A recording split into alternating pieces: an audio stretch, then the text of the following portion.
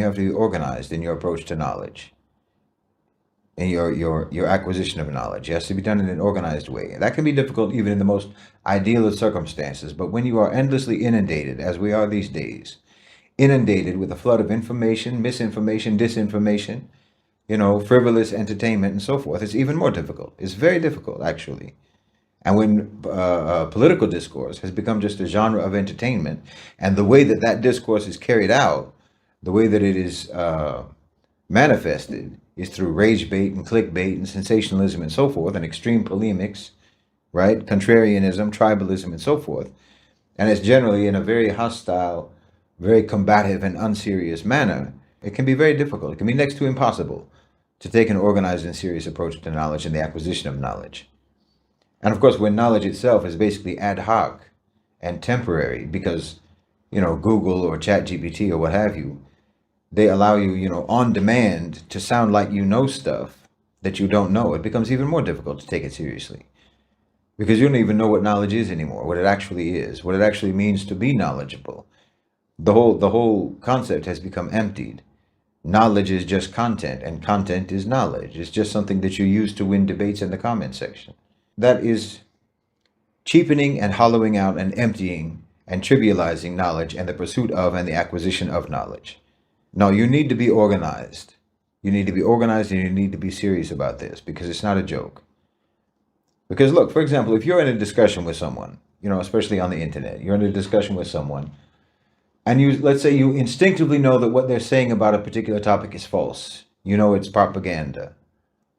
And you want to counter what they're saying. So you do some quick research, either you do it, on the spot, or you take a few days or a few hours or a few days to refute it. Don't do that. If they're ignorant, okay. But you're also ignorant. And just because you might be able to assemble, some quick talking points to counter their ignorance and their ignorant talking points, that doesn't change the fact that neither of you is actually fluent in the topic. We don't need a clash of the Googlers, you understand? And you shouldn't participate in that. Winning an argument does not make you intelligent. Winning an argument doesn't make you intelligent, doesn't mean that you have expertise in the subject, especially when it is unintelligent in the first place to get involved in that argument to begin with. Do not acquire knowledge in order to combat the ignorance of others. That's not that's not the right reason. Acquire knowledge to combat your own ignorance, and only involve yourself in those discussions pertaining to topics about which you already possess knowledge. You understand me? This is a very simple rule, but it's very difficult for anyone to follow.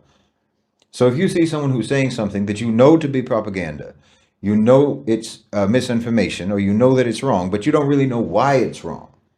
You just know it instinctively. And you think that it is an important topic. You think that the topic is important. Then you should let that trigger you now to acquire genuine knowledge about the subject, completely separate from that circumstance, completely separate from that discussion. Leave that discussion. Khalas, yani. Leave that discussion, leave that speaker. Leave all of that behind. And just begin the process of educating yourself about the topic for your own self. Not to prove anyone wrong, but just to gain genuine, authentic expertise. Your expertise is your territory. And you should always try to expand your territory. You should always try to fortify your territory, expand it and deepen it, your territory. And if any discussion ever wanders into your territory, okay, then you have home field advantage. You know what you're talking about. Knowledge acquisition should be proactive, not reactive. We don't need more battles between Googlers, you understand?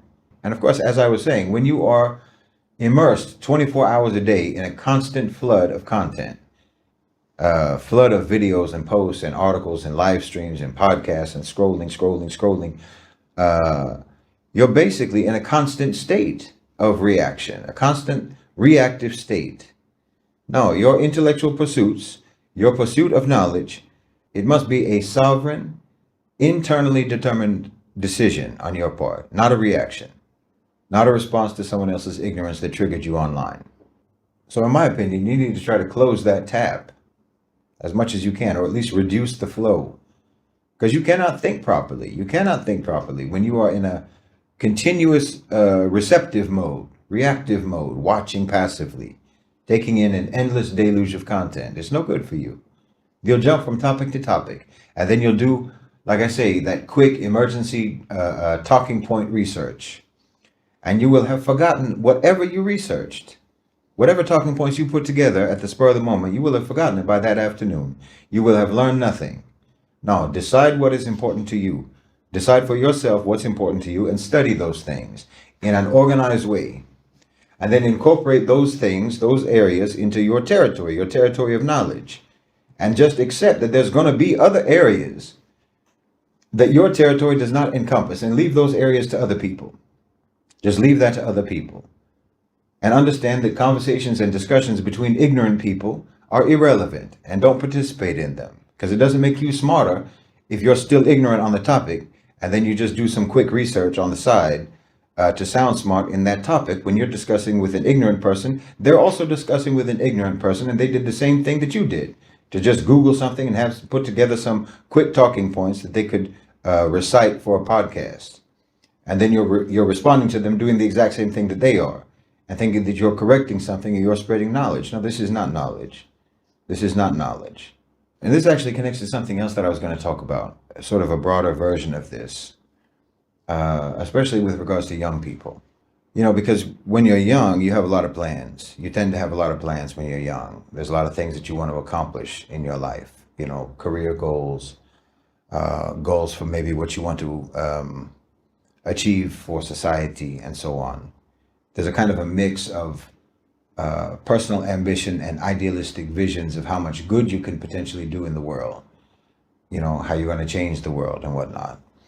I think that this is especially true of young people. Although now I don't know, to be honest. I don't really know now. The goals may be less idealistic and more materialistic. It does seem to me at my age, as I look around at, you know, what I see online, the prevalence of really unabashed desire for wealth and accumulation has gotten much more widespread than it was back in the day. Popular culture is absolutely flooded with materialistic messages. But I'm sure that at least among our own people, among Muslims, inshallah, bi'idhnillah, that idealism is still there. Young people still have moral goals. I think they still have moral ambitions to one extent or another. You know, change the world and whatnot. End poverty, feed the hungry, end wars, world peace, liberation from oppression, and so forth.